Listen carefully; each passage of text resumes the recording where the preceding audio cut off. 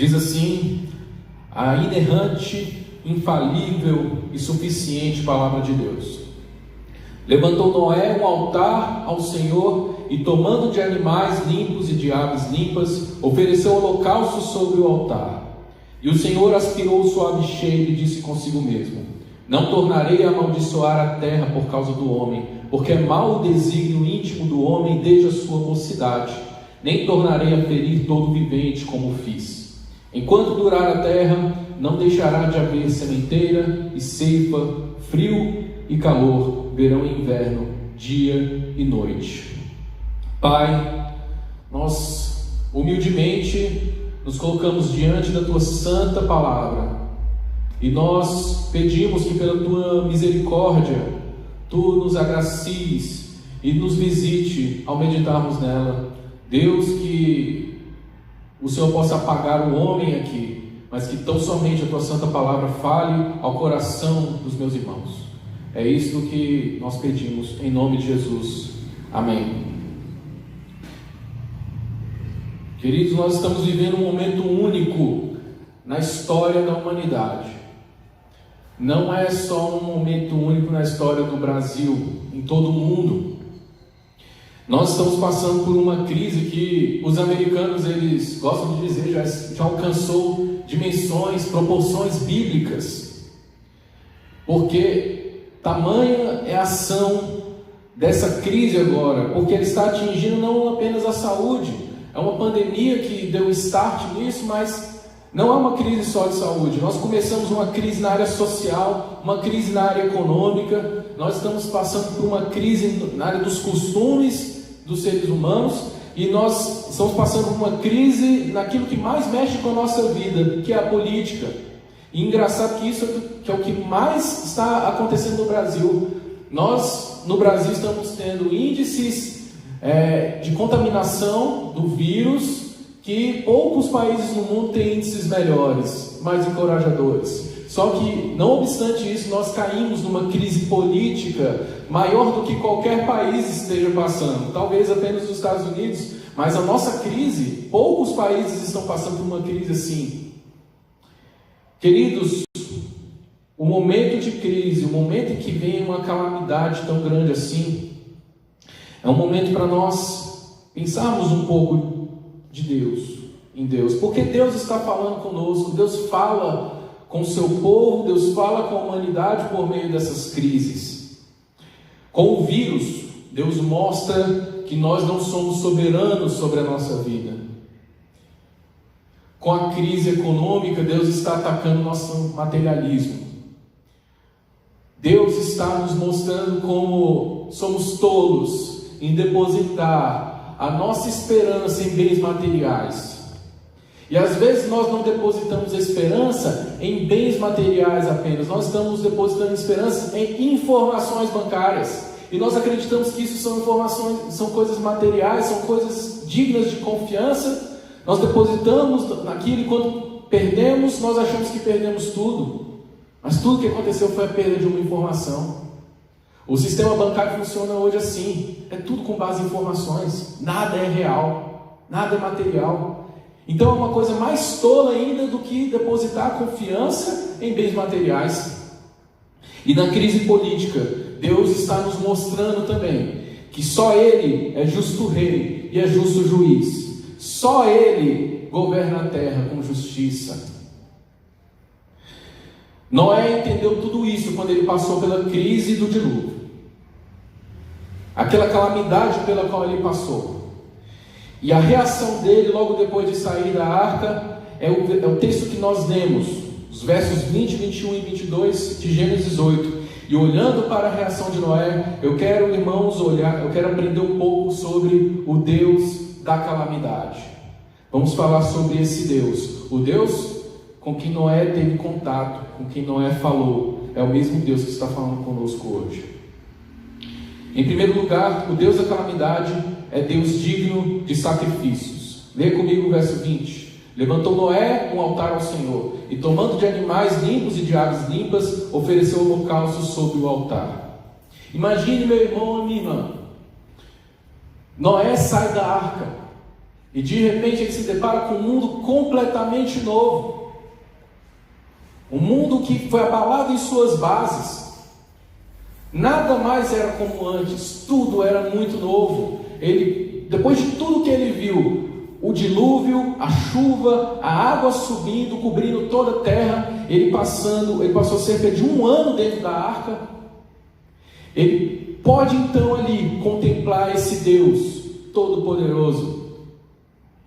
Noé pôde contemplar Deus, e hoje, meus irmãos, essa crise é uma oportunidade para nós contemplarmos Deus, e uma oportunidade para nós contemplarmos esse Deus que não é só maravilhoso, não é só bondoso, não é só amoroso, mas é um Deus terrível, é um Deus que lança calamidade sobre a humanidade. É um Deus que nós podemos contemplar e podemos adorá-lo. Deus está nos mostrando sua grandeza, seu poder. E qual que tem sido a sua postura? Ficar escondido debaixo da cama com medo de um vírus? Qual tem sido a sua postura? Você tem olhado para Deus, tem contemplado esse Deus, ou você está com seus olhos fixos no Big Brother? Isso que eu te pergunto, meu irmão. É uma oportunidade única pela qual estamos passando, de conhecer mais esse Deus. Várias faces dele. Esse Deus, ele não é Deus só de bonança, ele não é o Deus só que acalma a tempestade, mas ele é o Deus também que envia tormenta. Ele é o Deus que troveja, é o Deus que quando fala, toda a terra se cala. É o Deus que cuja palavra sustenta todas as coisas. Ele é soberano sobre a sua criação, ele faz o que bem entende com a sua criação. O cântico de Ana, em 1 Samuel, diz que ele sustenta os pilares da terra. Ana diz lá em seu cântico: os que contendem com o Senhor são quebrantados, dos céus troveja com eles. E não se engane, a humanidade contende com Deus. A humanidade, ela se revolta contra Deus, ela ataca Deus todos os dias, ela não quer ver Deus, porque o homem caído em pecado, ele se tornou inimigo de Deus, e Deus está trovejando sobre o mundo, Deus está trovejando sobre a humanidade. A humanidade se ilude pensando que é senhora do próprio destino, ela se ilude pensando que pode comandar a sua vida, ela se ilude pensando que pode, com o avanço da ciência, curar todas as doenças. Os irmãos sabiam que tem gente que está buscando imortalidade, gente que está buscando curar todas as doenças? Mas só Deus pode fazer isso. Isso tudo é para fugir de Deus. É interessante que o homem busca a imortalidade, mas ele faz isso, ele quer fazer isso por si próprio, por causa do seu estado de revolta contra aquele que já ofereceu a vida eterna, Jesus Cristo. Esse Deus que nós podemos contemplar, meus irmãos, não é só um Deus que oferece vida eterna, não é só um Deus que pode dar imortalidade. Esse Deus é o Deus que pode fazer mortos levantarem seus túmulos, e Ele há de fazê-lo no fim dos tempos. Neste período de pandemia, meu irmão, contemple o nosso Deus. Noé, ao contemplar esse Deus, ao ver tudo o que aconteceu, a reação dele foi de sacrificar a Deus. Vamos ler de novo o verso 20. Levantou Noé um altar ao Senhor, e tomando de animais limpos e de aves limpas, ofereceu holocausto sobre o altar. Quando você contempla Deus, a sua postura não pode ser indiferente. Você não pode lidar com insolência com Deus. Quando você contempla esse Deus, você, meu irmão, não pode ser como um seminarista que fica respondendo o pastor dele no Facebook. Meu irmão, você, quando contempla Deus, você precisa ter os seus joelhos abalados, seus joelhos precisam tremer. É por isso que os cristãos, eles se ajoelham quando oram.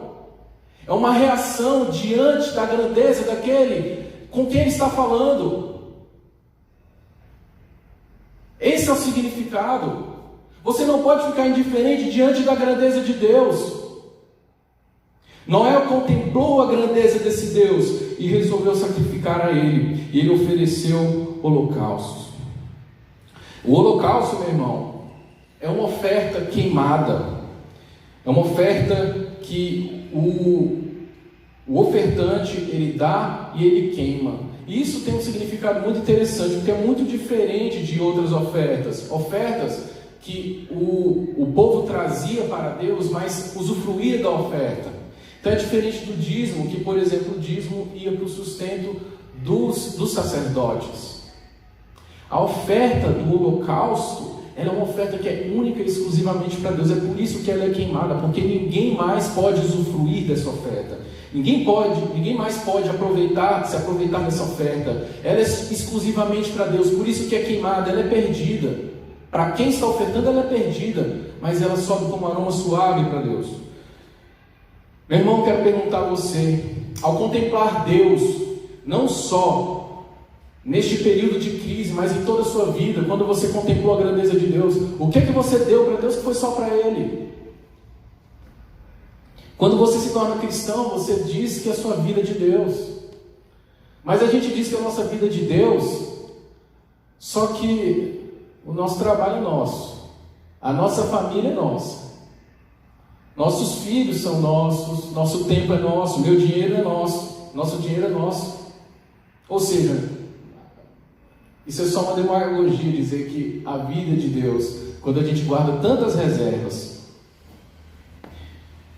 Eu quero te encorajar, meu irmão, a entregar alguma coisa somente para Deus, a entregar sua vida de fato somente para Deus. Deus quer tudo, não nos enganemos, Deus não quer menos que tudo de você, e você não pode guardar reservas. Esse é o significado do holocausto. O holocausto como uma oferta queimada, você perde, você não usufrui mais, não é mais para o seu proveito. O seu dinheiro, meu irmão, não é para você, é para a glória de Deus. A sua família não é para você, o seu filho não é para te dar alegria, prazer, para cuidar de você. O seu filho é para glorificar a Deus. Seu casamento é para glorificar a Deus. Tudo é para a glória de Deus. Ofereça essa oferta queimada ao Senhor.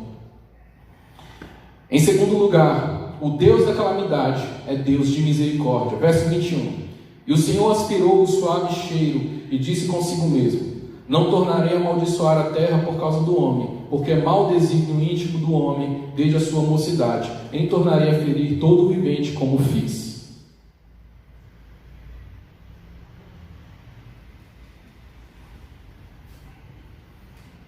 Nós precisamos pensar, irmãos, na posição do homem. Esse trecho aqui, não tornarei a amaldiçoar a terra por causa do homem, porque é mau o desígnio íntimo do homem desde a sua mocidade, ela é uma passagem de um pouco difícil tradução. É um pouco difícil a gente expressar o que está sendo dito.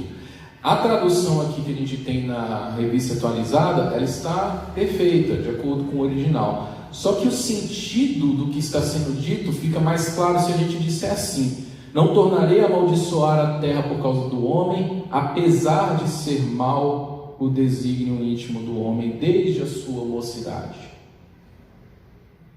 Então repare, Deus acaba de punir toda a terra, Deus acaba de mandar o dilúvio, mata quase toda a humanidade, destrói tudo para começar quase do zero. Só que mesmo assim ele diz: o desígnio íntimo do homem é mau desde a sua mocidade. Só havia Noé e a família dele. Já repararam isso? Quem já leu essa passagem repararam? Só tinha Noé e a família dele. Ou Noé era um homem justo, a palavra diz. Mas mesmo assim, Deus reitera, logo depois do dilúvio, tinha acabado de acontecer o dilúvio: é mau o desígnio íntimo do homem desde a sua mocidade. Meu irmão, minha irmã, desde a queda de Adão e Eva, lá no Éden, o homem é o mesmo. É mau o nosso desígnio íntimo, desde a nossa mocidade. Nós somos maus e somos merecedores da ira de Deus. Nós somos ainda merecedores de outro dilúvio. Nós ainda somos merecedores de que Deus destrua tudo. Nós ainda somos merecedores de que, mesmo na igreja, mesmo cultuando, somos merecedores de que Deus abra as portas do inferno e nos lance lá. Essa é a nossa posição diante de Deus. Desígnio aqui, é interessante a gente observar, a palavra desígnio, ela no sentido original, ela significa imagens gravadas. São as imagens no coração. Então nós não somos maus só pelas coisas que nós fazemos. Nós somos maus por causa das nossas imaginações. Nós somos maus por causa dos nossos pensamentos. O que nós pensamos, o que passa na nossa mente já nos torna dignos do dilúvio. Já nos torna dignos de recebermos a ira de Deus. O pastor Paul Washer, ele costuma dizer o seguinte, quando ele está pregando: se eu projetasse os seus pensamentos do último dia aqui, para que todos pudessem ver, você ia correr de vergonha e nunca mais ia querer ver ninguém aqui nessa igreja. Essa é a verdade, irmãos. Os nossos pensamentos são maus, as nossas imaginações são más, o nosso coração é mau, o que está no íntimo já é mau, isso já nos torna merecedores da ira de Deus. É por isso que no aconselhamento bíblico, nós não tratamos as atitudes da pessoa, nós buscamos o coração, porque não adianta a gente mudar a atitude da pessoa, nós temos que mudar os nossos corações. Essa é a abordagem do aconselhamento bíblico. O homem é o mesmo pecador, irmãos, mas mesmo assim Deus nos dá tantas coisas. A ira dele foi aplacada. Deus nos deu essa crise do coronavírus, estamos passando por crise política, estamos sofrendo. O nosso país nunca foi também lá essas coisas, não é um país para quem tem coração fraco, esse aqui, porque são muitas emoções, todos os dias. Mas irmãos, para pensar, apesar disso, o nosso país, se você comparar, nós somos melhores do que pelo menos 80% dos restantes dos países da terra. Então é uma bênção já de Deus. Deus nos abençoa com muitas coisas boas, apesar de sermos maus. Só que o que aplacou a ira de Deus ali, logo após o dilúvio, veja, o texto bíblico atrela isso ao sacrifício de Noé. Só que a gente precisa ter um entendimento mais amplo bíblico, e a gente precisa ir lá para Hebreus para entender qual foi o sacrifício que aplacou a ira de Deus. Hebreus 10:4 diz assim: porque é impossível que o sangue de touros e de bodes remova pecados. Então, o holocausto que Noé ofereceu subiu como suave cheiro a Deus, mas porque ele representava o sacrifício de Cristo. É o único sacrifício que pode perdoar pecados. Nós só somos perdoados, nós só usufruímos dessa misericórdia de Deus por causa do sacrifício de Cristo.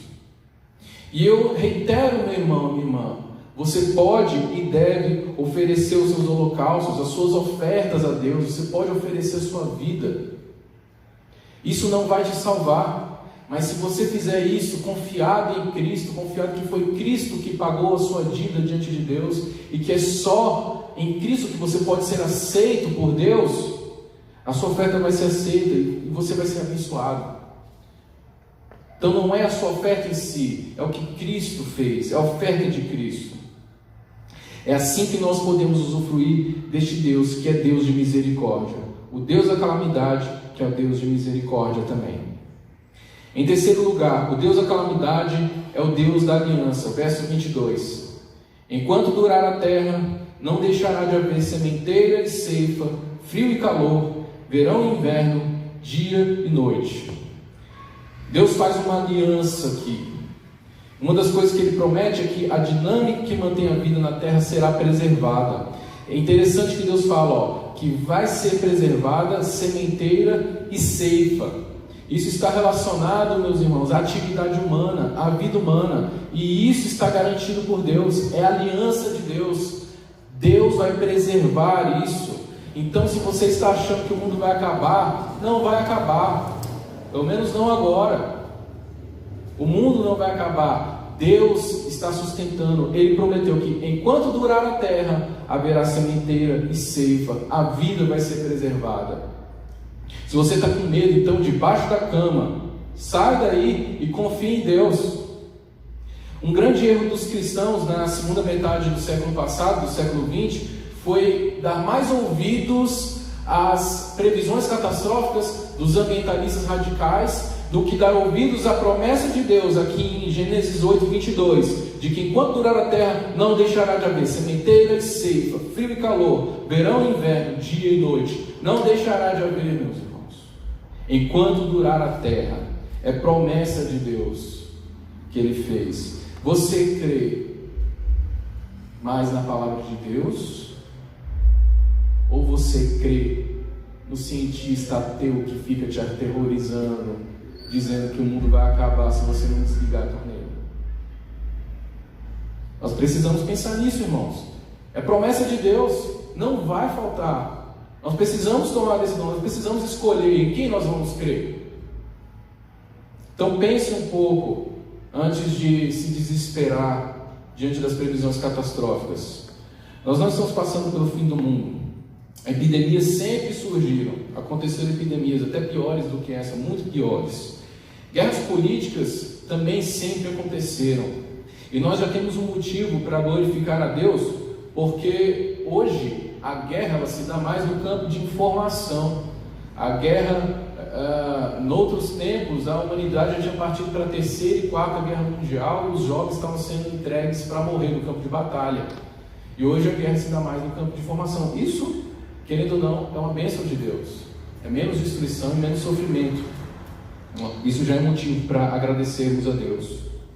Então não temas, meus irmãos. Deus está sustentando todas as coisas. Ele vai manter firme a aliança dele. É preciso que você, como cristão, creia nisso. Creia de todo o seu coração na promessa de Deus, de que enquanto durar a terra, Ele vai sustentar todas as coisas. Não vai deixar de haver sementeira e ceifa. Quero terminar com algumas pequenas aplicações. Primeiro, reiterar algumas aplicações. Contemple a face de Deus. Aproveite o momento para contemplar essa face, uma face de Deus que você talvez não conhecesse. E se prostre diante dele. Permita-se arrepiar quando você pensar na grandeza de Deus. Permita-se chorar diante da grandeza dele. Humilhe-se diante desse Deus que é muito maior que você. Ele é o Deus que está lá nos céus, governando todas as coisas. E você é um pequeno ser que rasteja na face da terra. Humilhe-se diante dele.